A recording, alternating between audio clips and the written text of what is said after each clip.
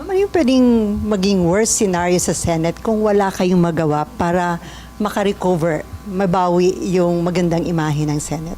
Meron pa bang worse doon? Nasa worst situation na nga kami sa ngayon eh. So there should be no way to go but up. Nowhere to go but up.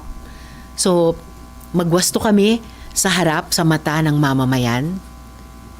Tumutok ulit sa mga trabahong kinakailangan ngayong nagpapatuloy yung Middle East War, yung oil crisis at paghihirap ng ating mga kababayan sa gitna nun.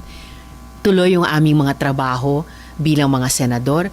Yung nabanggit ko kanina, kasama na yung impeachment trial. Kailangan ma-earn namin ulit ang tiwala, buong tiwala ng ating mga kababayan. At you're confident na magagawa niyo yun, ma'am?